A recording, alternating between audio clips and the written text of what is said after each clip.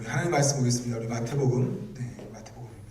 28장, 우리 18절에서 20절 말씀입니다.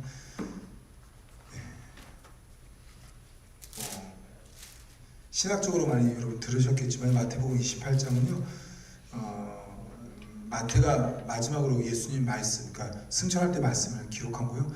그 지상명령이라고, 우리 지상명령이라고 불리는 아주 유명한 말씀 중에 하나입니다. 우리 전도 메시지를 증거하면서 오늘과 내일, 아마 내일 제가 할 수 있을지 모르겠어요. 병원 신방을 가야 돼가지고 우선 또 변경돼야 될 것 같은데 수술을 앞두고 있는 분이 계셔가지고요.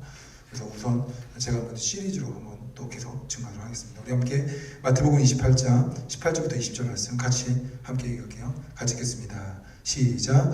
예수께서 나와 말씀하여 이르시되 하늘과 땅의 모든 권세를 내게 주셨으니 그러므로 너희는 가서 모든 민족을 제자로 삼아 아버지와 아들과 성령의 이름으로 세례를 베풀고 내가 너희에게 분부한 모든 것을 가르쳐 지키게 하라. 볼지어다 내가 세상 끝날까지 너희와 항상 함께 있으리라 하시니라. 아멘. 우리 어제 말씀에 이어서 좀 같이 증거하도록 할게요. 복음이라는 것이 우리 있죠. 그 복음의 그 특성일까요? 복음에 나타나는 것 중에 하나 뭐냐면 뭔가가 더 있어. 그러니까 끝이 아닌 그 예수 그리스도의 왕의 통치에 대한 기대감과 소망이 끝나지 않는다. 좀 신학적인 용어인데 제가 좀 쉬운 용어로 뭔가가 더 있어라 바꿨죠. 그래서 뭔가가 더 있어라는 그 심령을 살아가면 어떤 일이 벌어지냐면 여유가 있고 또 하나됨을 추구한다라고 그랬었어요. 근데 그게 여러분 우리가 사모하는 바이지만 우리 복음을 다 받아들였지만 사실 복음의 힘과 복음을 받아들이는 건 별개죠. 복음의 힘과 복음을 받아들이는 건 다릅니다. 여기 있는 사람들은 복음을 다 받아들였어요. 그러나 복음의 힘이 내 삶 가운데 나타나고 나타나지 않는 것은 다른 것이죠.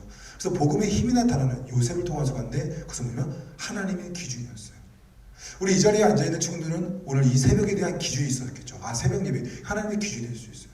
혹시 성경을 읽나요? 그 성경을 읽는 게 내 기준이 될 수 있어요. 하루에 한 번 꼭 성경 기도하나요? 그 하나님 기준이 될 수 있어요. 또 우리 기준이 될 수 있는 게 뭘까요? 구원의 확신이죠. 예수 그리스도를 믿음으로 말미암아 내가 구원받는다. 다른 이름으로 구원받을 수 없고 내 행위가 아무리 더럽고 추한다 할지라도 나의 구원을 훼손할 수 없다. 오직 예수 그리스도로 말미암아 구원받는다. 이런 게 다 우리의 기준입니다. 우리 그 기준 중에 저희가 6주 동안에 전도를 하기 때문에 오늘은 그 하나님의 기준 중에 하나가 뭐냐? 바로 전도입니다. 전도. 아무래도 제가 그 격리되어 있는 동안에 제일 많이 했던 것 중에 하나가 성경을 읽는 거였잖아요. 성경을 읽으면서 사도행전을 읽었었는데요. 제가 너무나 기가 막힌 그것을 보게끔 되었습니다. 초대교회에 대부분의 사람들이 복음을 전했는데 그게 유대인이었고요. 그 초대교회 때 1세기에 그 복음을 전하는데 괴롭혔던 이들이 다 유대인이었던 거예요. 이게 놀라운 겁니다. 물론 헤롯 왕이 죽이기도 야고보를 죽이기도 했지만 대부분 복음을 증거하는 데 있어서 방해했던 사람이 유대인들이에요. 유대인들의 역사는 여러분 아시겠지만 서기전 700년부터 아수르부터 전 세계로 흩어져 살았습니다. 그 중에 한 사람이 사도 바울 중에 한 사람. 사도 바울은 그 다소 사람이에요. 예루살렘에서 이스라엘 땅에서 멀리 떨어져서 이민가였습니다. 그런데 이게 복음이 전파되는 거죠. 그래서 복음이 전파돼서 예를 들면 사도 바울이 복음을 했는데 데살로니가에서 전했을 때요. 안식일, 우리는 지금 주일이죠. 주일을 3번밖에 있을 수가 없었다. 왜냐? 유대인들이 너무 괴롭혀서. 그래서 이제 그 다음 지역으로 갔거든요. 베레아. 베레아에 갔는데요. 복음을 더 못 전한 거예요. 왜냐면 유대인들이 괴롭히는데 누구 유대인들이 괴롭히냐? 데살로니가 지방에 있는 유대인들이요. 따라온 거야. 그래서 베레아에서도 못 전하게 한 겁니다. 우리 주면 어떻게 할까요? 내가 그 천안에서 복음을 전하다가 대전 갔는데 대전까지 쫓아와서 나를 괴롭히는 거예요. 그러니까 사도행전 28장 대부분의 내용이 유대인들의 공격을 기독교인들이 받은 거였거든요. 근데 놀라운 사실인 거예요. 뭐냐면 이스라엘 땅뿐만 아니라 전 세계, 우리 치면 한인교회 같은 거죠. 전 세계에 흩어졌던 것이 바로 한인교회 모형 같은 거죠. 회당이거든요. 회당. 항상 그리스도인들이, 항상 제자들이, 항상 사도 바울이 회당에 들어가서 말씀을 증거했어요. 회당은 어디냐? 유대인들이거든요. 유대인. 왜 그랬을까요? 두 가지예요. 첫 번째, 구약의 베이스를 까먹었어요. 그러니까 구약을 아니까 누구보다 신약의 예수님을 증거하기 훨씬 좋아서 유대인에게 먼저 흩어진 유대인에게 져 있어요. 두 번째, 바로 이 사도 바울입니다. 악했던 사울이 사도 바울이 된 거예요. 주님을 믿는 사람들을 감옥에 집어넣었던 사울이 사도 바울인 거예요. 이 사도 바울 하나 때문에 어떻게 해요? 뭔가가 더 있어 하면서 그들은 어떻게 해요? 유대인들에게, 핍박하는 유대인들에게 복음을 전하는 것을 제안하지 않았어요. 제가 어저께 제 도립교회 설명해드렸잖아요. 무당이 예수 믿었어요. 여러분 그 교회 축복이 뭘까요? 전혀 전도 대상자가 엄청나게 확대되어 있을 것 같아요. 야, 무당도 예수님 믿었는데. 여러분, 우리 불교인들한테, 아니 우리 세상 신천지들한테 만나면 우리가 전도가 참 쉽지 않아요. 왜? 이미 우리랑 다르다고 생각을 하잖아요. 이미 교회 안 다니는 사람과 다르게. 근데 저는 이 교회, 도립교회 축복인 것 같아요. 이미 뭐냐? 고정관념 깨버린 거예요. 이게 뭐예요? 하나님의 기준인 전도를 한 사람에게 축복이에요. 뭐요? 뭔가가 더 있지. 이 기대감이, 이 소망의 영역이요, 훨씬 더 큰 겁니다. 그럼 이제 한번 살펴보겠습니다. 그럼 전도하면 뭐가 더 있나요? 그럼 전도의 유익이라고 할 수 있는 거죠. 그럼 전도하면 뭐가 더 있나요? 하나님의 권세가 내게서 나타나게끔 됩니다. 하나님의 권세가 내게 나타나게끔 됩니다. 이 권세라는 단어는요, 우리 잘 써요, 안 써요? 잘 안 씁니다.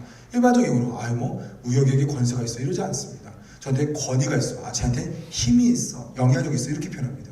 그래서 이 권세는요, 그 신학적인 용어고요, 그 하나님이 피조 세계를 다스릴 때만 사용되는 단어예요. 하나님이 이 땅의 피조 세계를 다스릴 때, 쉽게 말하면 어떠한 전능한 신, 하나님이라는 존재가 이 땅 피조된 세계, 당신이 만든 세계를 다스리는 능력을 표현할 때, 능력이라는 단어보다 조금 구분해서 쓰고 싶은 거였어요. 그게 바로 권세라는 단어예요. 그래서 하나님께서 우리에게 이 권세를 준다는 거예요. 근데 이 권세의 특징이 있어요. 그건 뭐냐면 영원히 우리에게 소현되는 능력이 아니라 일시적으로 있다가 사라지는 능력이에요. 일시적으로 있다가 사라지는 능력이에요. 여러분, 우리 GBS에서 기억날 거예요. 제자들이요, 귀신 들린 아들을 데리고 온 아버지가 그 귀신 들린 아들을 고쳐달라는데, 그때 예수님과 3명의 제자가 변화산에 가 있었죠. 그래서 대신 이 9명의 제자가 쫓아냈지만 어떻게 해요? 못 쫓아내고 더 심해졌었죠. 그때 제자들이요, 다 끝나고 너무 신기했어요. 왜 우리들에게는 그런 능력이 안 나타납니까? 왜 그런 질문을 했을까요?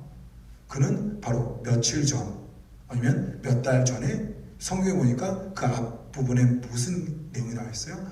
70명과 함께 2명씩 파송했을 때 귀신을 쫓아낸 것을 제자들이 경험한 거예요. 그러니까 귀신을 쫓아냈던 본인들이 있었기 때문에 귀신 들린 아들을 도와달라고 했을 때 그냥 흔쾌히 허락한 거였고, 또 너무 놀랍게 지난번처럼 나가지 않는 자신들을 보면서 너무 큰 충격에 빠진 거였었죠. 여러분 잊지 마세요. 하나님의 권세는요, 우리에게 일시적으로 부어졌다가요, 하나님이 원하는 때 또 사라지게 하는 겁니다. 저는 이 권세를요, 좀 확대해서 표현하고 싶어요. 우리 가운데 주어진 모든 은혜가 좀 이런 특징을 갖고 있어요. 어떤 사람에게는 물질이고요, 어떤 사람에게는 건강이에요, 어떤 사람에게는 관계고요, 심지어 신앙조차도 하나님께서 일시적으로 주는 거더라고요. 그래서 하나님이 어떻게 해요? 이걸 거둬갈 때가 있어요. 저로 치면 뭘까요? 제가 오늘 설교를 해요. 제가 계속 설교할 수 있을까요? 오늘 보시죠. 격리, 제가 원했나? 제가 코로나 걸리기 원했나요? 아니요. 하나님 일시적으로 중단시켰어요. 제가 깨달았어요. 그래서 인생에서 꼭 기억해야 돼요. 하나님이 허락된 마음 가운데서 우리가 이루어지는 거예요. 그러면 그 가운데서 뭐가 돼요? 소유를 하고 있어도 겸손해져요. 여러분, 제가 만약에 지금 암에 걸린다고 생각해요. 지금 이렇게 살면 못하겠죠. 우리 최근에도 한 분이 큰 암에 걸렸어요. 정립성 암, 말기 4기. 벌써 한 달밖에 지나지 않았는데 얼굴이 쏙 빠졌어요. 모든 직장을 지금 그만뒀어요. 한 달 전만 해도요, 일 다녔다니까요. 그러니까 그분이 일을 그만둔 게 아니라 내가 원하지 않게 이루어진 거죠. 그럴 때마다 여러분, 그래서 우리 기억해야 돼요. 내가 소유한 모든 것들, 그런 은혜, 하나님께서 나를 붙잡아주고 저의 목회조차 하나님 거두어 가시면, 그런 게 바로 권세입니다. 그래서 여러분, 사도행전 3장에 보면요, 제자들이요, 일어나서 걷지 못하는 사람을 고쳐주죠. 그건 뭐예요? 베드로와 요한에게 하나님께서 권세를 준 게 아니에요. 권세를 일시적으로 준 거지 그 능력이 소유된 게 아닙니다. 그래서 어떤 일이 벌어지냐, 그 다음에는요, 안진병을 일으킨 기적이 묘사되어 있지 않아요. 참 멋진 기록이라고 생각해요. 그러니까 하나님께서 베드로와 요한에게 분명히 능력을 주셨는데 그것이 일시적인 능력이라는 것을 표현하기 위해서 사도행전에서는 또 베드로와 요한이 똑같이 이러한 기적, 그러니까 안진뱅이를 일어나서 걷지 못한 사람을 고치지 않습니다. 그럼 이 놀랍게 이런 하나님의 권세가 언제 나타난다는 거예요? 오늘 18절 같이 한번 볼까요? 하늘과 땅의 모든 권세를 내게 주셨으니. 근데 어떻게 돼요? 그럼 너희는 가서 모든 민족으로 제자를 삼아 아버지 아들과 성령의 이름으로 세례를 베푸고. 쭉 보면 알겠지만 전도입니다. 그러니까 내가 하나님께서 권세를 줬대요. 근데 어떻게요? 전도하래요. 무슨 말일까요? 그 권세가 있는데요, 아무나 맛보는 게 아니에요. 언제 맛보게 된다는 거예요? 전도할 때입니다. 그러니까 하나님은 왜 권세를 줘요? 전도하라고 권세를 준다고 해도 과언이 아닙니다. 아까 방금 말씀드렸던 사도행전 3장에서는요, 베드로와 요한이 일어나서 걷지 못하는 사람을 기적적으로 치유합니다. 기도하러 올라갈 때죠. 그러니까 1차적으로 올 때는 기도하러 올라가는 거지만 성경을 좀 확대해서 봐야 돼요. 확대해서. 제가 그랬었죠. 항상 장절이 도움이 되기도 하지만 우리의 성경 보는 눈을 막기도 하죠. 사실상 사도행전 2장의 내용이 뭐였어요? 베드로의 엄청난 길 설교였어요. 오순절 다락방 사건 이후에 제자들에게 일어난 게 뭐예요? 증거예요, 증거.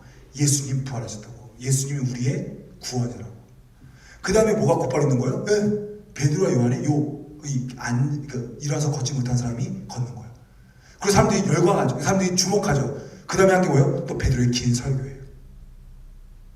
그러니까 여러분 이게 우리가 장으로 나눠져 있어서 그렇지만 딱 보면 어떻게 돼요? 증거, 기적, 증거예요.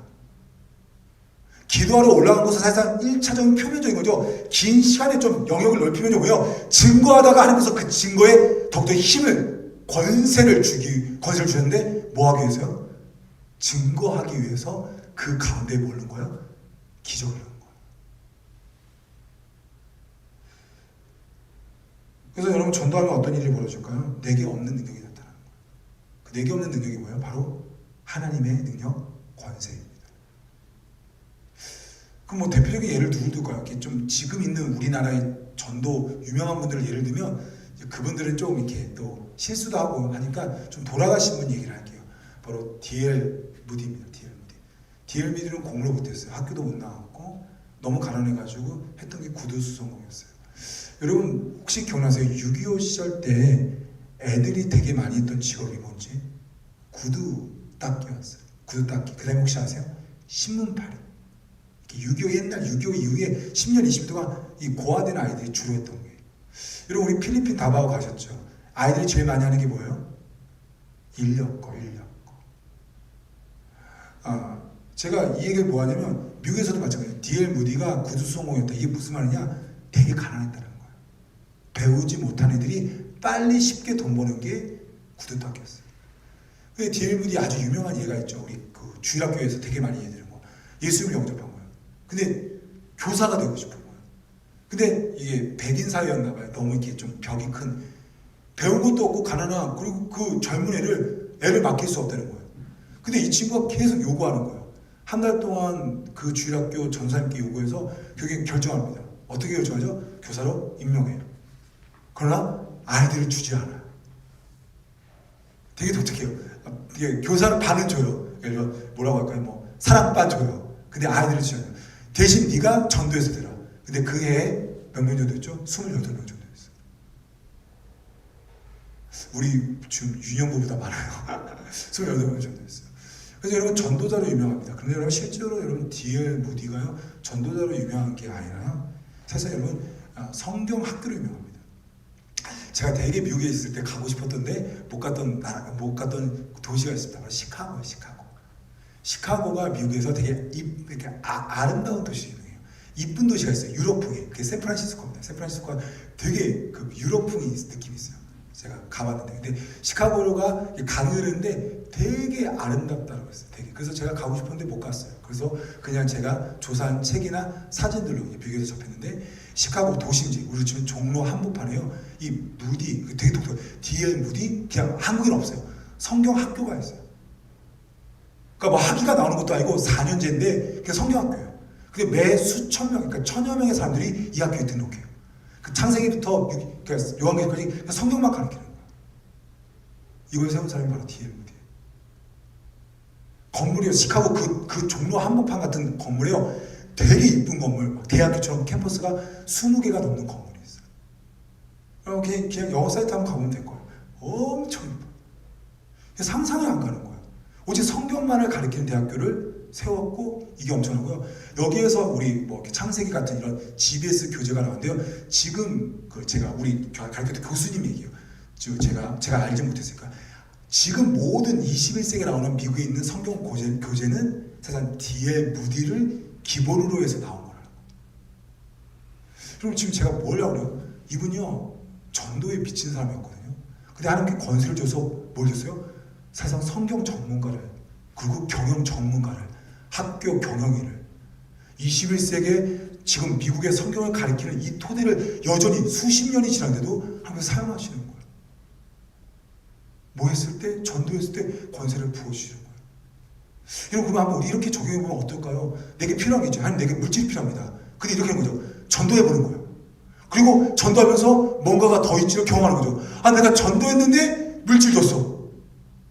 그게 뭐예요? 이게 간증이죠. 간증. 이걸 신앙이라고 합니다.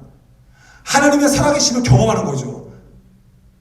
우리 청년부가 이걸 경험했어요. 어떤 사람이 취업을 하고 싶어요. 다 취업하고 싶잖아요. 한번 전도해보라고 싶어요. 전도하다가 취업하는 거예요. 도서실에서 우리 공부하죠. 우리 최은진 자매, 우리 구윤찬 형제 권하고 싶어요. 전도하세요. 그리고 여러분 취업되는 거, 공부 잘 되는 거 한번 경험했으면 좋겠어요. 그럼 이제 두 번째입니다. 왜 전도할 때 하나님께서 권세를 부으시나요? 이거 너무 상식적인 거죠. 하나님 뜻에 맞기 때문입니다.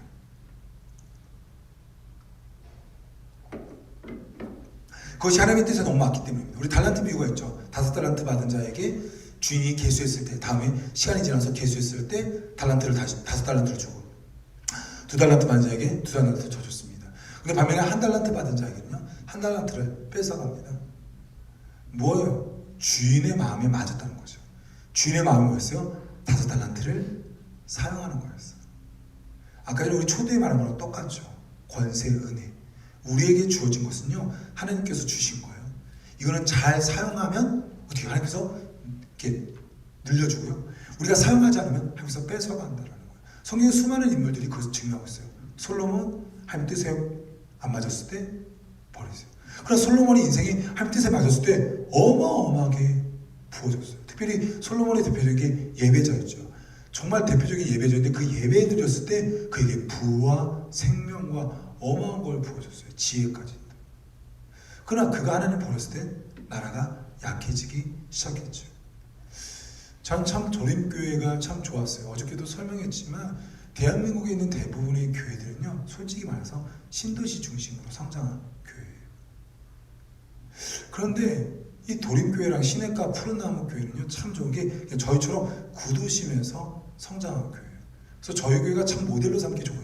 여러분 신도시는 이렇게 사람도 있으니까 우리 지은이가 지금 이제 학원에서 일해봐서 이걸 느끼잖아요. 학원의 실력이 아니라 학원의 위치 차이예요. 위치 차이. 여기 지금 우리 동네에서도 유치원들도 지금 다 어디로 가고 있냐면 김포로 지금 이동하고 있습니다. 김포의 신도시가 제일 많이 생기기 때문에 청라는 안 가더라고요. 땅값이 너무 비싸가지고. 그런 생각을 해봤어요.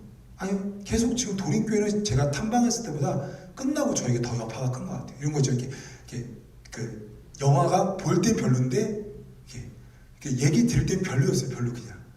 근데 와서 계속 묵상되어지는 거. 왜 구도심에서도 하나님께서 은혜를 주셨을까요? 저는 100% 전도했기 때문에 그래요. 하나님 뜻에 맞아.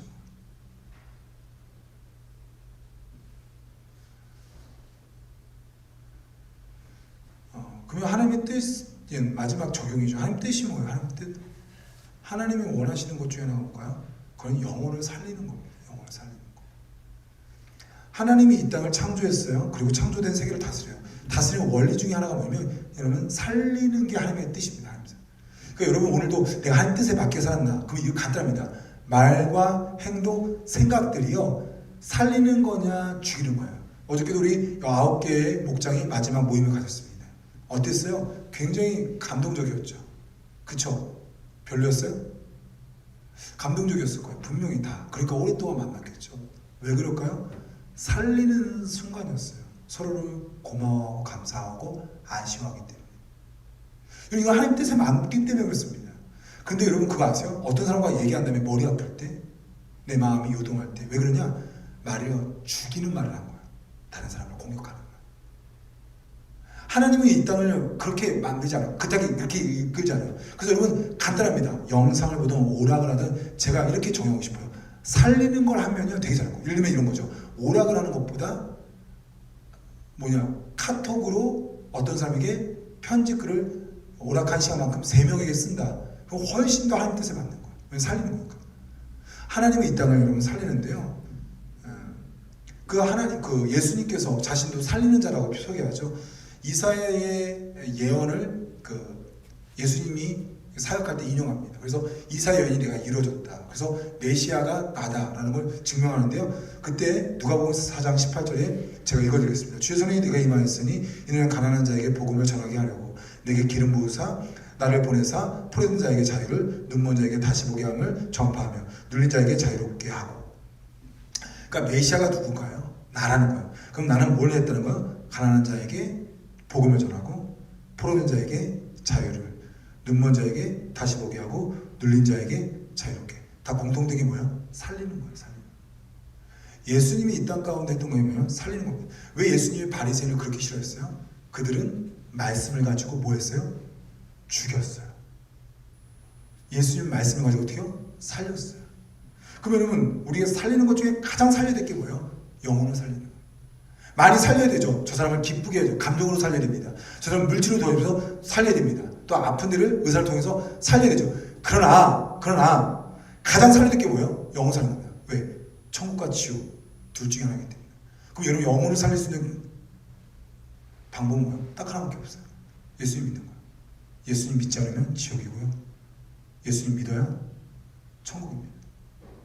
다시 말하면 하나님의 뜻이 뭐냐? 살리는 건데 그 살리는 것 중에 하나님께서 가장 원하시는 게 뭐냐? 영혼 살리는 거예요. 가난한 자에게 여러분 사과 줄 수 있습니다. 생명을 더 연장시킬 수 있어요. 기쁨을 줄 수 있어요. 근데 그게 아니라 우리 가난한 자에게 사과를 주지만 더 뭘 같이 줘야 돼요? 아니 더 뭐를 주려고 해야 돼요? 복음을 주려고 해야 돼요. 예수 그리스도를 줘야 돼요. 왜? 영혼을 살리는 거기 때문에. 오늘 그 얘기를 하는 겁니다. 우리 19절, 20절 같이 한번 읽어볼까요? 우리 중간까지 20절 중간까지 읽겠습니다. 시작. 그러므로 너희는 가서 모든 민족을 제자로 삼아 아버지와 아들과 성령의 이름으로 세례를 베풀고 내가 너에게 분부한 모든 것을 가르쳐 지키게 하라. 예수님의 마지막 메시지를 마태가 기록했어요. 뭐 해야 된다는 거예요? 간단합니다. 이게 전도하는 거예요. 믿지 않는 사람을 만나가지고 제자 삼고 세례 베풀고 말씀이 어떤 건지 가르치라는 거예요.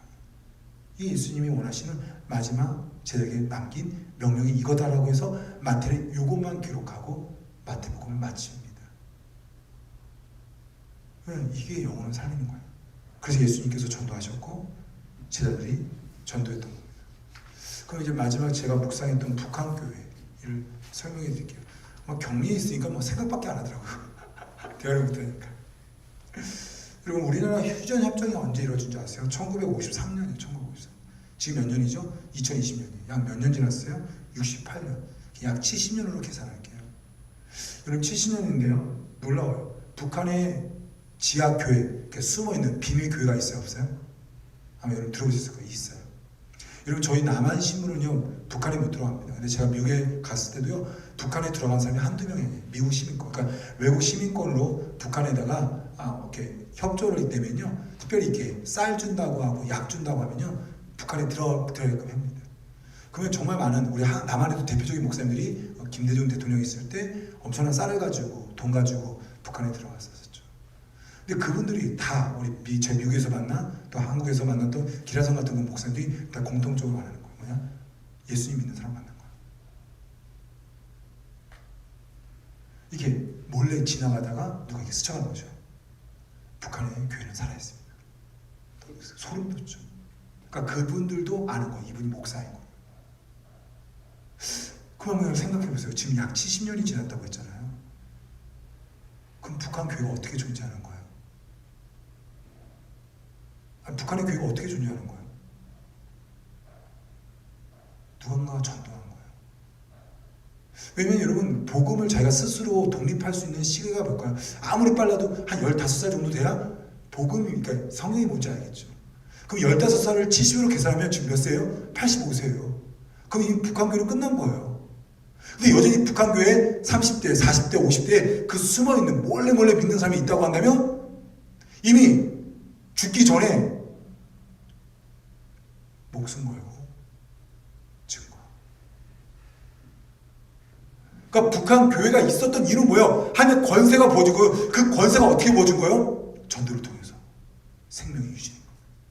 만약에 전도를 하지 않았다고 한다면 북한의 교회는 하나님의 권세는 중단되었겠죠.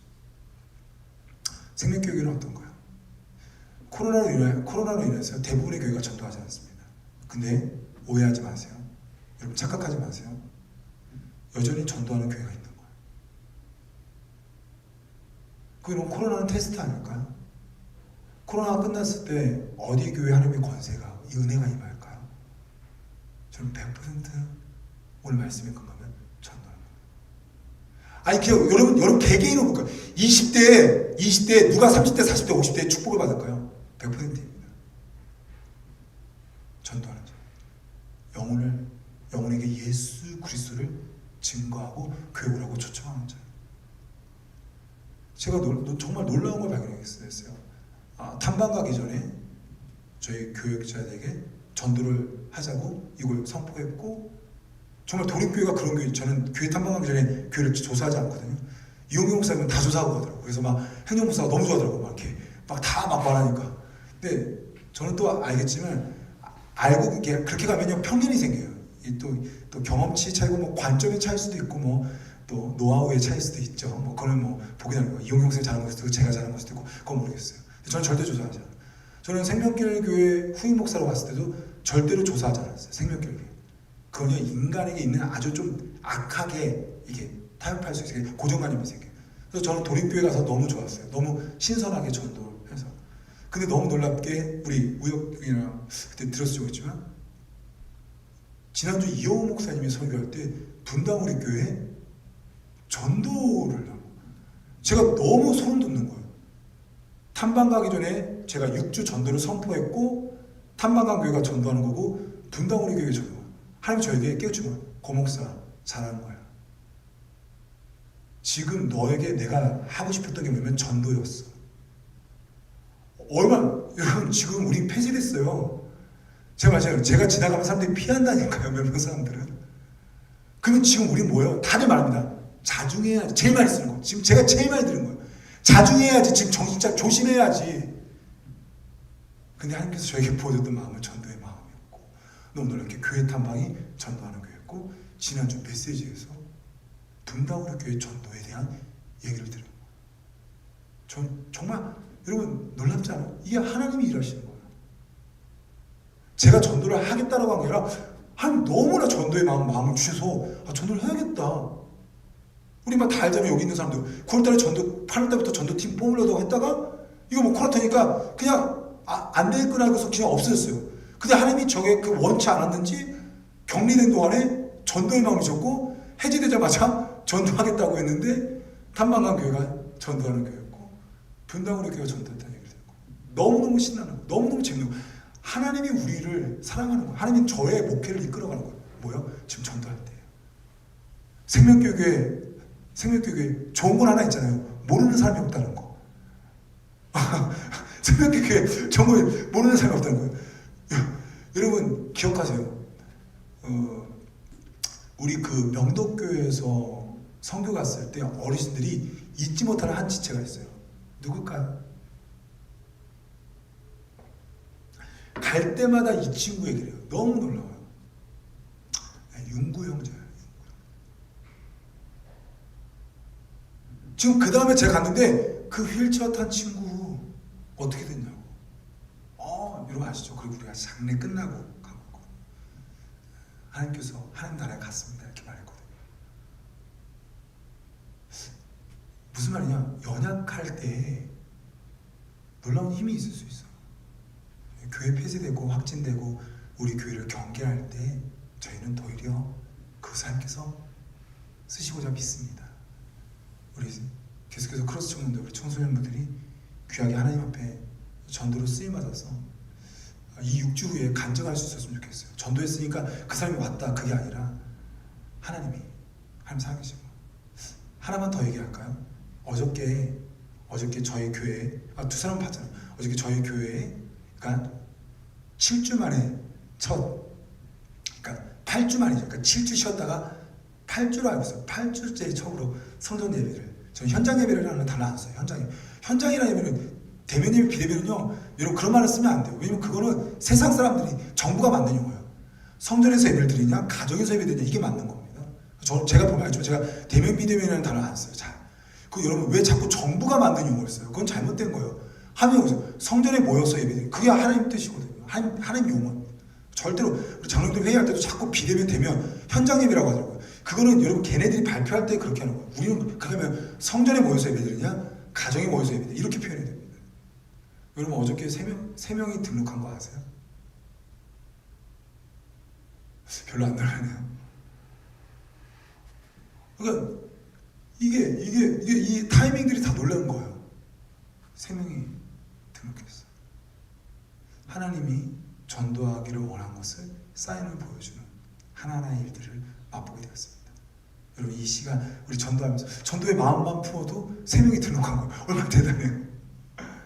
우리 한번 6주 동안에 전도하고 싶은 마음, 그리고 또 성령, 그리고 또 그런 사람들이 눈에 보여서 우리 입술을 열어서 우리 제자들처럼 또 북향교회처럼 또 도립교회와 분당 우리 교회처럼 저희가 쓰임 받기를 소망합니다.